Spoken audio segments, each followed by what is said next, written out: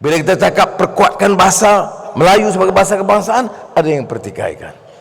Padahal melainkan Sabah Sarawak kerana undang-undang itu membolehkan. Tetapi untuk semenanjung tanah Melayu dan negara seluruhannya, penguasaan bahasa Melayu mesti dipertahankan. Jangan ada anggapan bahawa kita akan longgarkan atau remehkan kepentingan penguasaan bahasa Melayu sebagai bahasa kebangsaan di negara ini. Tetapi seperti mana kita sebut, bukan zero sum game. Negara ini nak maju, ekonomi nak ditingkatkan, mutu pendidikan juga harus ditingkatkan. Jadi apa kaedahnya? Kita harus berdepan dengan kenyataan. Sekiranya semua rakyat menguasai bahasa Melayu yang baik dan sistem pendidikan menetapkan penguasaan bahasa Melayu yang baik, mulai tahun depan kita harus bersedia mengambil langkah meningkatkan mutu penguasaan bahasa Inggeris di Malaysia ini.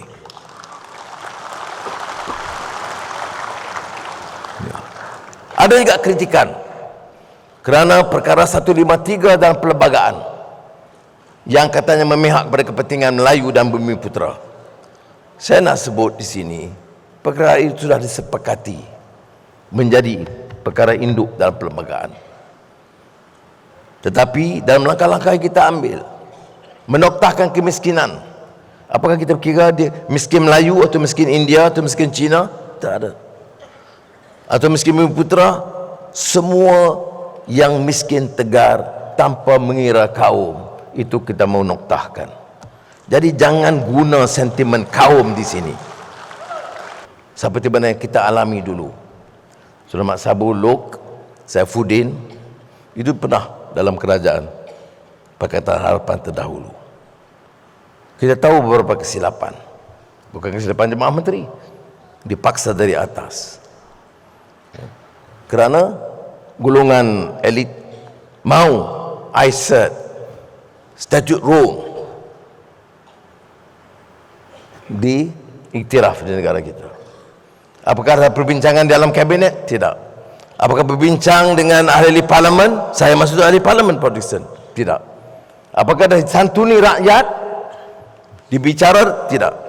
Dipaksakan dan timbul keresahan kerana orang tidak faham, dan oleh itu menjadi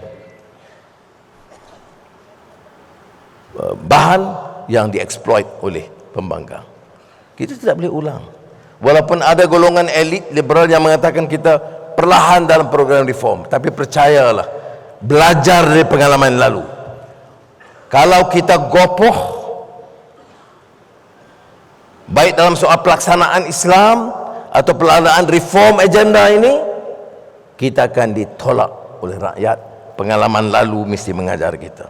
Kita bekerja berdepan dengan heretan sentimen kaum dan agama yang melampau, dan dia memerlukan kekuatan dan idealisme baru.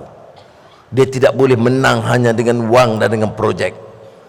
Dia menang dengan keyakinan, dia menang dengan ideas dan guiding ideas. Tidak pernah mana-mana pemerintah menang hanya dengan projek dan wang ringgit. Dan kita kenal begitu karena kita pernah lawan lama.